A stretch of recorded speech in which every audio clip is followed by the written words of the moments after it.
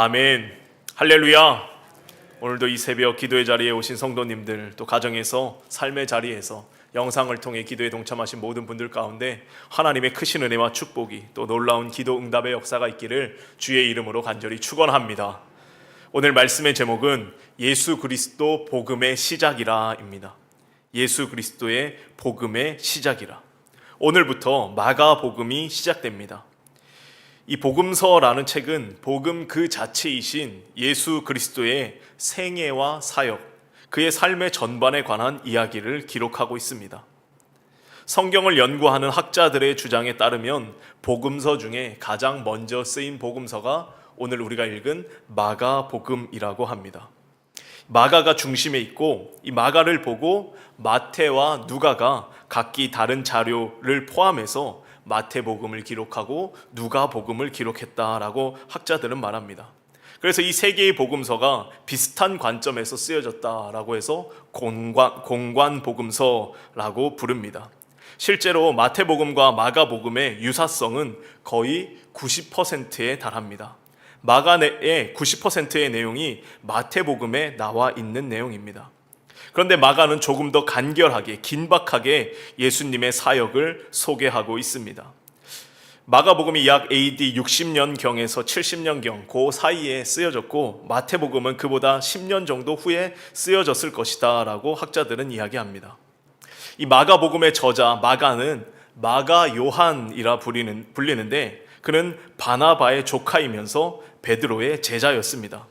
그의 행적에 관하여 성경에 많이 언급된 것은 아니지만 초대교회에서 굉장히 중요한 역할을 했던 인물 중에 하나입니다. 우리가 잘 알고 있는 오순절 성령의 역사가 나타난 마가의 다락방 역시 이 마가복음의 저자 마가 요한의 집이었습니다. 이 마가는 처음에 바울과 바나바와 함께 1차 선교 여행에 동참했다가 어떤 이유 때문인지는 모르지만 그 여정을 끝까지 함께 하지 못하고 중간에 돌아가게 됩니다. 그로 인하여 2차 전도 여행 때 이 마가를 데리고 가는 문제로 바울과 바나바가 크게 다투게 됩니다. 그래서 결국 바울과 바나바가 각기 다른 길로 전도 여행을 떠나게 됩니다. 물론 후에 다시 이 마가 요한은 바울과 화해하게 되고, 디모데후서를 보면 바울이 마가에게 특별한 부탁을 하는 장면도 나옵니다. 이 마가는 예수님의 12제자는 아니었지만 12제자의 곁에서 특별히 베드로와 함께 다니고 바나바와 동역하면서 초대교회를 물심양면으로 도왔던 중요한 제자였습니다. 그의 집안이 어느 정도 부유했다는 것을 그의 다락방에, 그의 집에 120명이나 되는 사람들이 모일 수 있다는 것과, 그리고 예수님 당시에 이렇게 긴 글을 쓸 수 있는 양피지를 가졌다는 것 자체가 경제적으로 어느 정도 여유가 있었음을 드러내고 있습니다.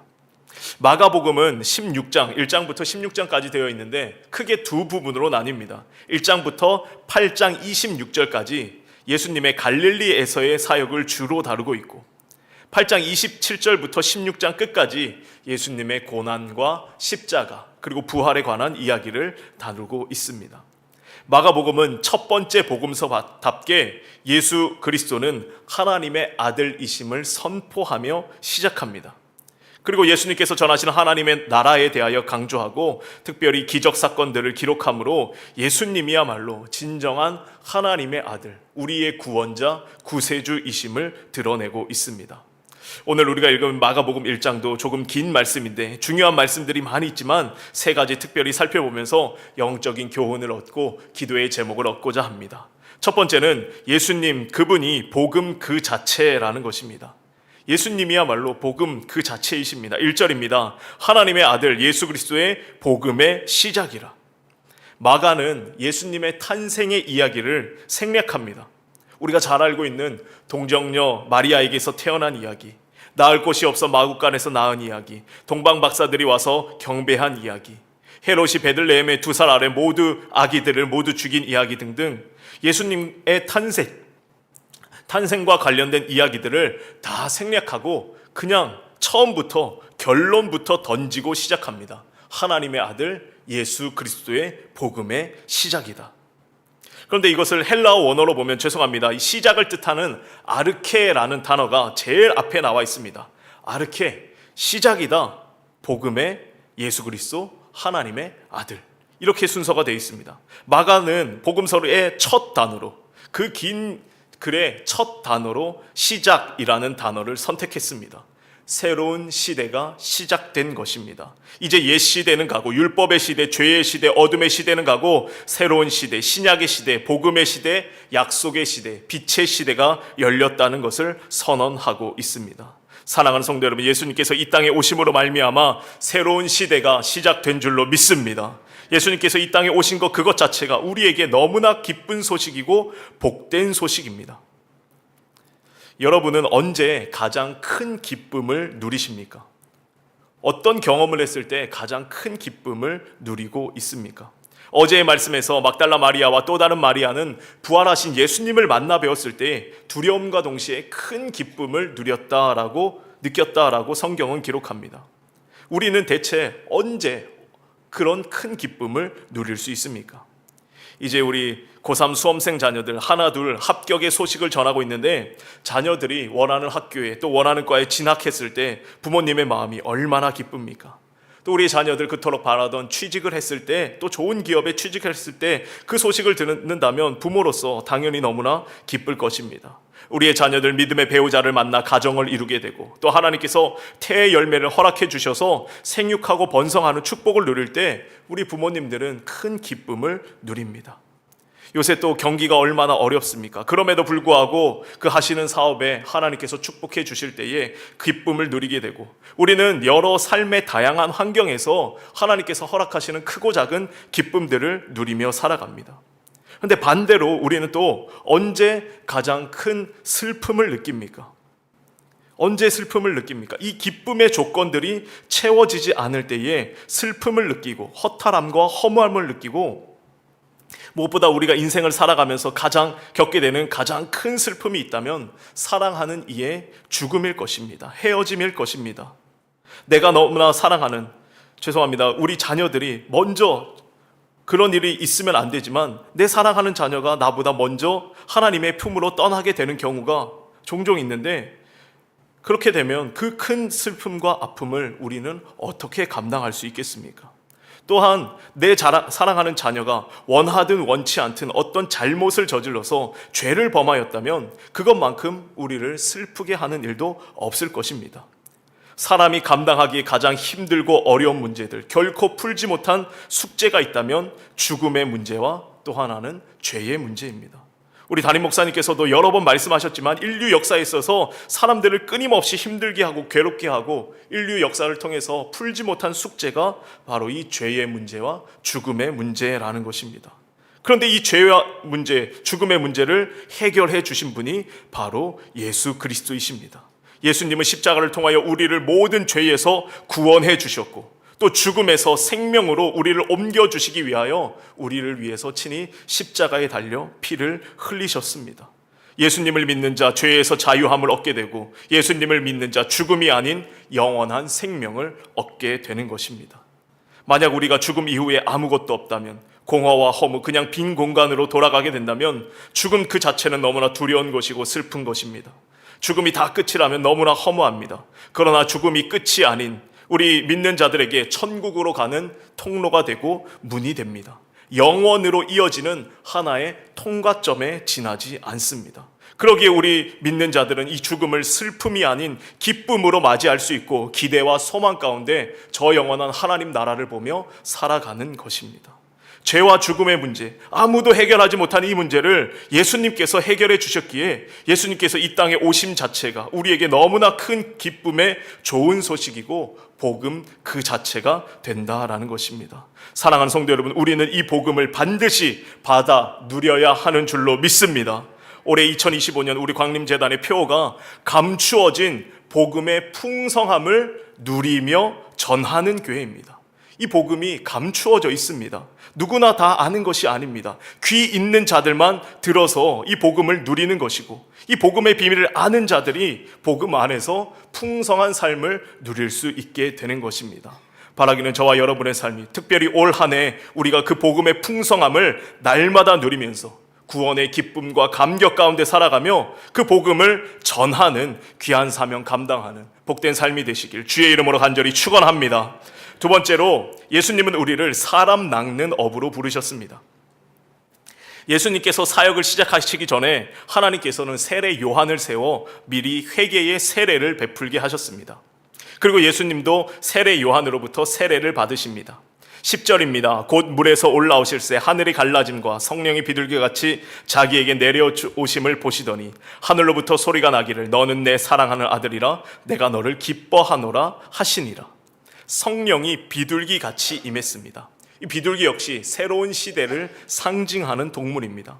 구약에서 노아의 홍수가 끝났음을 알리던 짐승이 비둘기였습니다. 죄로 가득했던 세상을 하나님이 물로 심판하신 후에 깨끗하게 하셨고 이제 새로운 시대가 열렸음을 상징하는 동물 이 비둘기인데 성령께서 이 비둘기처럼 임했다. 그래서 예수님이 세례를 받고 이제 공생의 사역을 시작하심으로 새로운 시대가 열렸음을 다시금 강조하고 있습니다. 그리고 하늘로부터 음성이 들렸습니다. 이는 내 사랑하는 아들이라 내가 너를 기뻐하노라. 사랑하는 성도 여러분, 이 새벽 저와 여러분에게 주시는 하나님의 음성인 줄로 믿습니다. 너는 내 사랑하는 아들이다, 내 딸이다, 내가 너를 기뻐하노라. 이 새벽 깨어 기도하는 너희를 내가 기뻐하노라 하나님이 말씀해 주신다라는 겁니다. 또 12절입니다. 성령이 곧 예수를 광야로 몰아내신지라.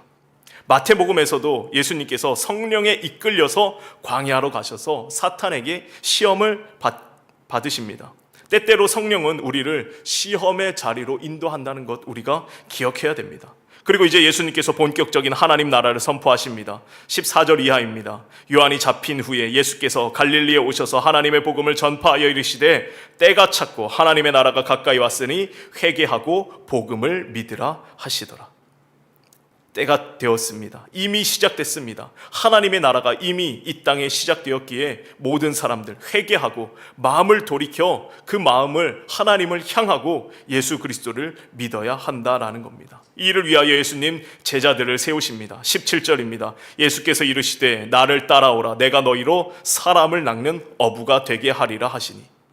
제자들, 물고기 낚는 그 제자들을 향해서 너희가 이제 이 물고기 잡지 말고 사람을 낚는 어부가 되자라고 그들을 부르셨습니다. 18절 곧 그물을 버려두고 따르니라. 사랑하는 성도 여러분, 예수님의 부르심에 우리는 즉시 아멘으로 응답하고 예수님을 따라가야 할 줄로 믿습니다. 그렇다고 해서 지금 하던 일 다 그만두고 우리가 다 신학교 가서 목회자가 되라는 그런 뜻은 아닙니다. 삶의 우선순위를 정해서 내 삶의 최우선을 예수님으로 정하는 것입니다. 예수님을 만난 사람들 이제 마음의 방향이 바뀌었습니다. 다른 차원을 바라보며 사는 것입니다. 새로운 삶의 목적과 방향이 생긴 것입니다. 이전에는 땅의 것을 위하여 살았다면 이제는 하늘의 것을 위하여 살아가는 것이고, 나를 위하여 살았다면 이제는 하나님을 위하여, 이웃을 위하여 살기로 결단하며 복음을 전하는 삶을 살아가는 것입니다. 회개하고 복음을 믿었기에 더 이상 이제 예전과 같은 삶이 아니다라는 것입니다. 누가복음 9장 62절에 이런 말씀이 있습니다. 손에 쟁기를 잡고 뒤를 돌아보는 자는 하나님 나라에 합당하지 아니하니라. 손에 쟁기를 잡았으면 밭을 가는 일에 집중해야 됩니다. 뒤를 돌아보면서 다른 데 한눈 팔면 이 밭을 제대로 갈지 못하듯이 제자로 살기로 결단했다면, 예수님을 만났다면 이제 세상 것에 미련을 두지 말고 한눈 팔지 말고 주어진 사명을 끝까지 잘 집중해서 우선순위를 두고 감당하라는 것입니다. 사랑하는 성도 여러분, 예수님은 저와 여러분을 사람 낚는 어부로 제자로 부르신 줄로 믿습니다. 이 부르심에 합당한 사명을 넉넉히 감당해가는 저와 여러분의 삶이 되시길 주의 이름으로 간절히 축원합니다. 끝으로 예수님은 기도함으로 이 사명들을 감당하셨습니다. 이 마가복음이 굉장히 급박한 복음서입니다. 막 빠르게 지나가는데 제 설교가 좀 빠르게 지나가도 이해해 주시기 바랍니다. 예수님의 본격적인 사역이 시작됩니다. 가버나움에 들어가서 말씀을 선포하시고 회당에서 더러운 귀신 들린 사람을 고치십니다. 베드로의 장모의 열병을 고치고 각종 병이 든 사람들을 고치시고 많은 귀신들을 쫓아내십니다. 어떤 목사님이 베드로의 장모의 이 열병 고친 이야기를 이렇게 재밌게 좀 해석합니다. 이 베드로의 장모님이 걸린 열병이 다른 병이 아닌 화병이었다라는 겁니다. 베드로에게 장모님이 있었다는 것 자체가 베드로에게 아내가 있었다는 말이죠. 기껏 잘 키운 딸을 어부한테 시집을 보냈는데 잡으라는 물고기를 안 잡고 웬 이상한 예수라는 청년을 만나더니 사람 낚는 어부가 되겠다라고 쫓아다니는 겁니다. 그러니 장모님 입장에서 집에 돈도 안 갖다 주지, 맨날 밖으로 나돌아다니지, 속에서 화병이 났다는 겁니다. 그래서 예수님 많은 환자들이 있었지만 우선적으로 시몬의 집부터 찾아갔습니다. 베드로의 장모님 그 화병을 고쳐주려고 그 집에 찾아갔고, 베드로의 장모님도 예수님을 만나게 되자 예수님이 어떤 분인지 알게 되고 그에게 수종을 들었다라고 31절에 여자가 그들에게 수종 드니라 라고 말합니다. 여기서 수종 들었다라는 표현은 앞선 13절에 천사들이 수종을 들더라 라는 표현과 똑같은 말입니다. 이 베드로의 장모님도 천사같이 예수님을 섬기는 그런 사람, 예수님을 섬기는 그런 가정이 되었다라는 것입니다. 그런데 예수님 이 모든 수많은 사역들, 병을 고치고 귀신을 쫓아내시고 하나님의 말씀을 선포하실 때, 이 모든 사역을 감당하실 때 무엇보다 앞서서 기도하셨다라는 겁니다. 35절입니다. 새벽 아직도 밝기 전에 예수께서 일어나 나가 한적한 곳으로 가서 거기서 기도하시더니, 지난 월요일부터 지금 마태복음 27장에서도 새벽이라는 단어가 나왔고 28장에서도 새벽이라는 단어가 나오고 오늘 보면 마가복음 1장에서도 이 새벽이라는 단어가 나옵니다. 27장에서 새벽에 대제사장들과 장로들이 예수님을 죽이려고 모의했고 28장 새벽에 여인들이 무덤을 찾아 부활하신 예수님을 만났습니다. 오늘 마가복음 1장의 새벽에 예수님께서 한적한 곳으로 가서 기도하셨다라고 말합니다. 지난번에도 말씀드렸지만 이 새벽의 시간, 누구는 예수님을 죽이려 모의하고 어떤 사람들은 죄를 짓는데 그 시간을 내어줍니다. 또 어떤 이들은 잠을 청하고 있고 또 어떤 이들은 부활하신 예수님을 만났고 예수님이야말로 그 시간에 깨어 기도하셨다라는 겁니다. 새벽이라는 시간 우리에게 너무나 소중하고 귀한 시간인 줄로 믿습니다. 이 시간 새벽에 예수님처럼 깨어 기도하는 여러분이 우리 교회에 너무나 소중한 분들이고 귀한 분들이십니다. 기도하는 여러분들의 기도를 통해서 이 교회가 살아나고 이 나라와 민족이 살아나고 여러분의 자녀와 가정이 살아나는 놀라운 역사가 있게 되는 줄로 믿습니다. 예수님은 그 바쁜 와중에서 기도하면서 하나님의 능력을 덧입으셨습니다. 기도 아니면 우리가 어떻게 하나님의 능력을 입을 수가 있겠습니까? 그리고 38절입니다. 우리가 다른 가까운 마을들로 가자. 거기서도 전도하리니 내가 이를 위하여 왔노라 하시고, 이에 온 갈릴리에 다니시며 그들의 여러 회당에서 전도하시고 또 귀신들을 내쫓으시더라. 바라기는 저와 여러분의 삶이 무엇보다 기도함으로 하늘의 능력을 덧입어서 하나님의 능력을 힘입어서 주신 사명 넉넉히 감당하는 복된 삶이 되시길 주의 이름으로 간절히 축원합니다. 함께 기도하겠습니다. 좋으신 하나님 감사합니다. 이 새벽 기도의 자리에 올 수 있도록 우리에게 건강 주시고 또 생명 주시고 우리의 걸음을 인도하여 주심에 참으로 감사를 드립니다. 우리를 죄와 사망의 권세에서 구원하시기 위하여 이 땅에 오신 예수님, 예수 그리스도의 구원의 기쁨의 소식, 그 복음을 우리가 먼저 풍성히 받아 누리며 복음 안에서 기쁨과 감격의 삶을 살아가도록 인도하여 주시옵소서. 그 풍성한 복음의 비밀을 우리가 세상 가운데 전하기 원합니다. 우리를 사람 낚는 어부로 부르셨사오니 사명 감당할 수 있도록 무엇보다 기도함으로, 새벽에 깨어 기도함으로 주신 사명 넉넉히 감당할 수 있도록 인도하여 주시옵소서. 이 새벽에도 귀한 예물 정성껏 구별하여 하나님 앞에 올려드립니다. 하나님 기쁘게 받아주시고 하나님 나라를 위하여 귀하게 쓰임받는 복된 예물 되게 하여 주시사, 특별히 경제가 많이 어려운데 드린 손길 위에 넘치는 은혜와 축복으로 채우시고 갚아 주시옵소서. 오늘도 주님과 동행하는 거룩한 날, 복된 날 되게 하실 줄 믿사오며 예수님의 이름으로 기도하옵나이다. 아멘.